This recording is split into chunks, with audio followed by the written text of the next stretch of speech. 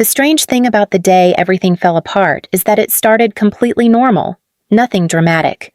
No warning. Just my phone buzzing in my pocket while I was wiping sweat off my hands. I almost ignored it. Honestly. I thought it was Madison again asking about bridesmaid shoes. Instead, it was a number I didn't recognize. When I answered, the voice on the other end said, calm and professional, "Is this Olivia Bennett?"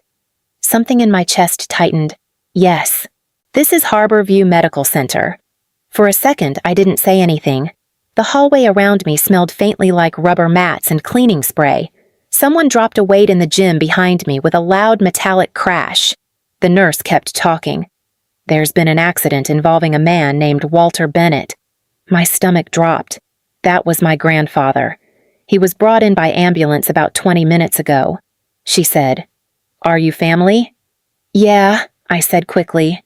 "Yes, I'm his granddaughter." There was a pause. Papers rustling. "You should come as soon as possible." That was it. No details. No explanations. Just that sentence. I remember staring at my phone after the call ended, like maybe if I looked hard enough the screen would tell me something else. It didn't. My name is Olivia Bennett. I am 26 years old, and that night I drove to the hospital thinking my grandfather had probably just broken a leg. I didn't know he was already unconscious. The ICU was colder than I expected. Not freezing. Just that weird hospital cold that makes your skin feel tight. A nurse met me near the doors. She looked tired but calm. "You're Olivia Bennett." "Yes." She nodded once. "Your grandfather's in trauma-intensive care. The doctors are stabilizing him. Is he awake?" She didn't answer right away. That was enough. "No," she said finally. They let me in after that. I walked past machines and curtains until we stopped at one bed. I almost didn't recognize him.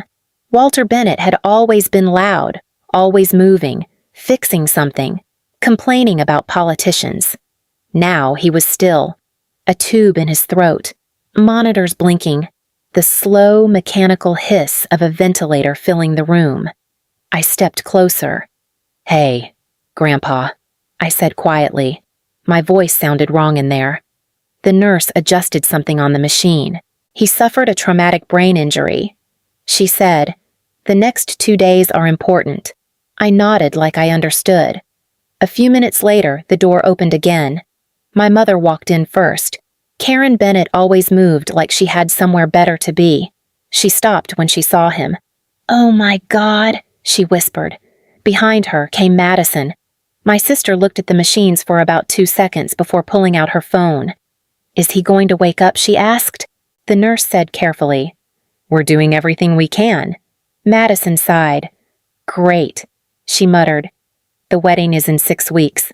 The doctor came back the next morning. Different one this time. Mid-40s maybe. Gray hair at the temples. He stood at the foot of the bed, scrolling through a tablet. "Mr. Bennett is stable for now," he said. "But the brain trauma is serious." My mother folded her arms. "How serious he may recover. He may not. Right now, the goal is keeping him alive." Madison barely looked up from her phone. "How long can someone stay like this?" The doctor glanced at her. "Sometimes weeks. Sometimes longer." Then he left. Just like that. The ventilator kept breathing for my grandfather. Hiss. Pause. Hiss. After a minute, Mom said quietly, "We should talk." She led us down to the hospital cafeteria. The place smelled like burnt coffee and disinfectant. Madison sat across from me, still typing on her phone. Mom leaned forward. "There's something you need to understand about your grandfather's finances." I frowned.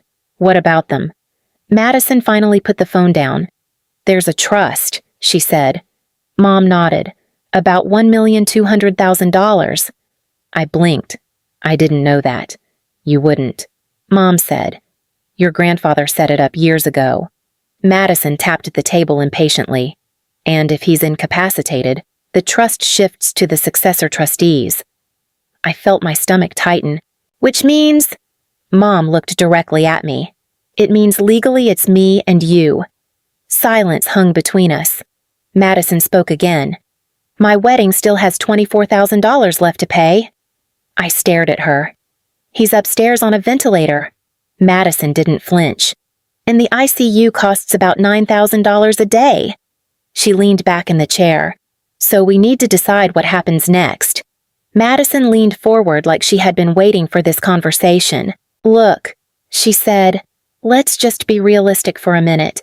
The trust has over $1,200,000. $24,000 isn't going to ruin it. I stared at her. He's still alive. Madison shrugged, but not as casually as before. I know that. I'm just saying. Things are complicated right now.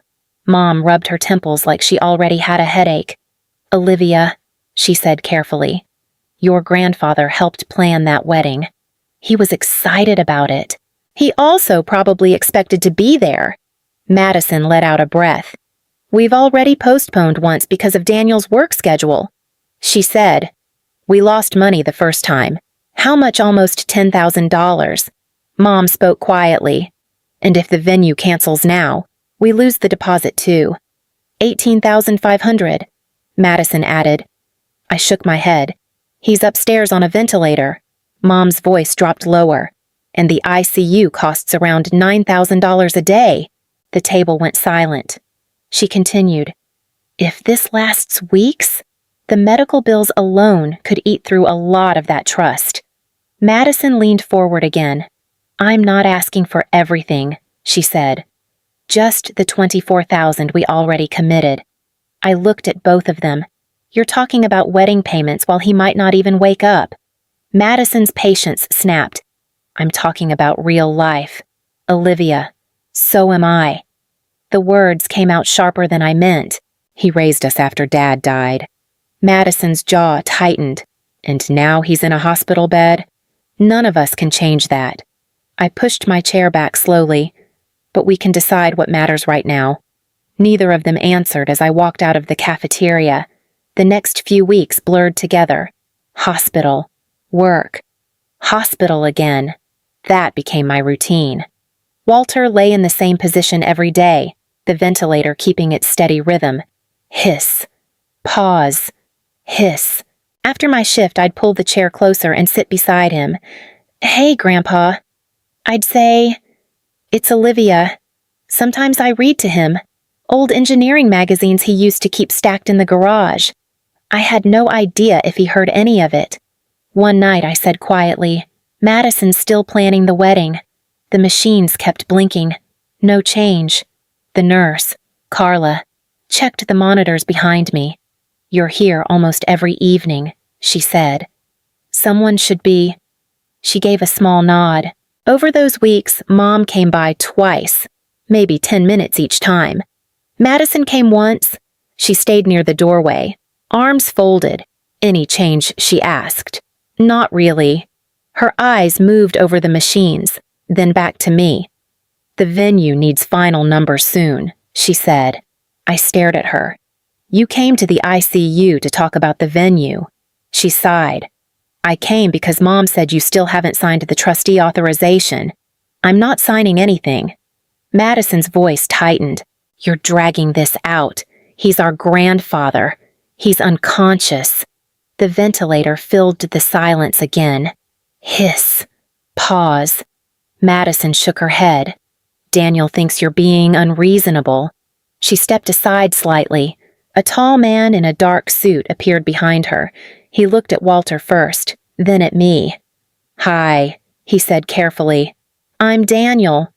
Daniel stepped fully into the ICU room that evening. He moved slower than Madison, like he actually noticed the machines around the bed. You're Olivia, he said. Yeah. He nodded toward Walter. How was he doing? About the same. The ventilator filled the space between us. Hiss. Pause. Hiss. Then Madison's voice came from the hallway. Perfect. You're both here. She walked in carrying a folder. Mom followed behind her. Madison placed the folder on the small rolling table beside Walter's bed. These are the trustee authorization forms, she said. I didn't reach for them. Daniel looked between us. "What's going on?" Madison answered quickly. "Olivia and Mom are temporary trustees while Grandpa's incapacitated. Olivia just refuses to sign the payment." Daniel frowned slightly. "Payment for what, my wedding?" Madison said. He blinked once. "You're asking to pull money from your grandfather's trust right now. It's $24,000, Madison said sharply. Out of over $1,200,000. Daniel stayed quiet. Madison pushed the papers toward me. "Just authorize the transfer." "No." She exhaled slowly, already losing patience. "Olivia, this is getting ridiculous. He's still in critical care, and he might stay that way," she snapped. Mom stepped forward. "Let's not do this here." Madison ignored her. "You sitting here every night doesn't make you the only person who cares about him." I stood up. "It means someone actually does." Madison laughed under her breath. "Fine. Be the devoted granddaughter." She tapped the folder again. "But sign the authorization." "No." The word settled heavily in the room. Daniel looked at Madison now, his expression harder. "You told me this was already handled." "It would be," she said coldly, "if Olivia stopped trying to make a moral statement." I slid the folder back toward her. "Not happening." Madison grabbed it, furious. "Then don't come to the wedding. I wasn't planning to." Daniel didn't speak. For a long moment, he just looked at Walter in the hospital bed and said nothing. The morning of Madison's wedding felt strangely quiet.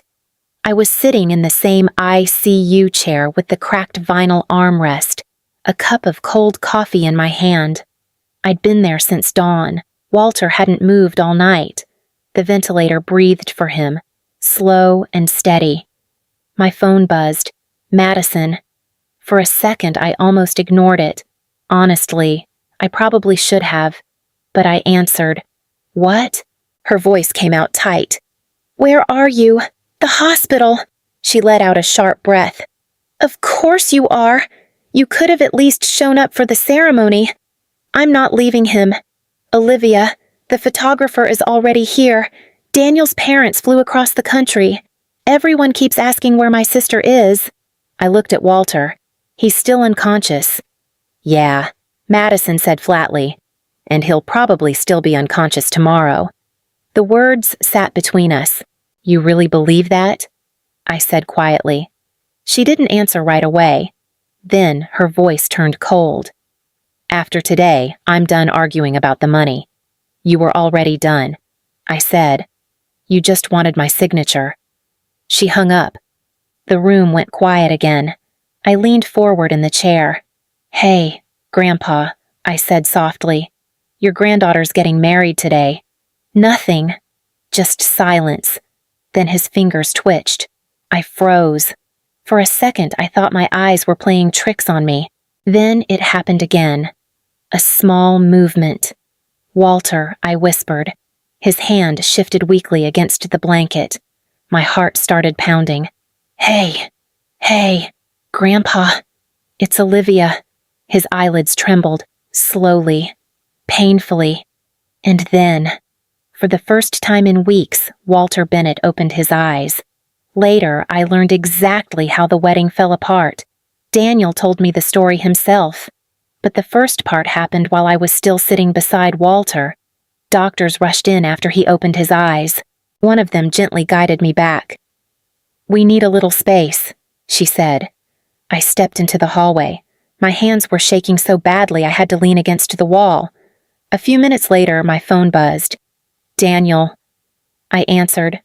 "Olivia," he said. His voice sounded tight. "What's wrong?" There was a noise behind him.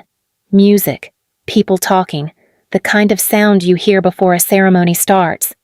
Then he said quietly, "The wedding." My stomach dropped. "What about it?" "It's not happening." I closed my eyes for a second. "What do you mean I stopped it?" Silence stretched between us. Daniel continued slowly. "Before the ceremony, I asked Madison something. What I asked when the last time she visited your grandfather was..." I didn't answer. He let out a breath. "She said it didn't matter, that he probably wouldn't wake up anyway." My chest tightened, and then I said, and then I realized something. He said, "What if someone can talk about their own grandfather like that? It says a lot about how they see people." Someone in the background called Madison's name. Daniel spoke again, quieter now. I told her I couldn't marry her. I looked back at the ICU doors. Behind them, doctors were still working around Walter. Daniel's voice softened. "Olivia, I think your grandfather waking up today saved me from making a very expensive mistake." 3 months later, Walter was sitting in a wheelchair by the window in the rehab center. No ventilator, no machines breathing for him. Just him. His voice was rough when he talked, like gravel in his throat. "Kid," he said, looking at me. "You look tired. I've been called worse." He gave a weak laugh. The room smelled faintly like antiseptic and old coffee. Mom stood by the door with her arms crossed. Madison sat in a chair across from us, staring at the floor. Walter cleared his throat. "I heard the wedding didn't happen." Madison finally looked up. That wasn't Olivia's fault. Walter turned his head slowly toward her. "I didn't say it was." Silence hung in the room. Madison's voice cracked. "I messed up." Walter watched her carefully. "You didn't visit me." Madison nodded. Tears in her eyes. "I know." He didn't soften. "Not yet." "You thought I was dying." Madison wiped her face. "I thought things would just work out." Walter leaned back in the chair. "Life doesn't work like that." Then he looked at me. Olivia stayed. Mom shifted uncomfortably. Walter continued, slow but steady. "So I made a decision." Madison straightened slightly. Walter's voice didn't change. "The trust stays intact." Then he added quietly, "And Olivia will manage it." A few weeks later, Walter insisted on sitting outside the rehab center. The wheelchair creaked when he shifted. "Feels good," he muttered. "Anything's better than smelling hospital bleach all day." I sat beside him. Madison stood near the railing with her hands in her jacket pockets. She looked different now, quieter. Walter watched the street for a moment. Then he said, "Daniel called me." Madison nodded slowly.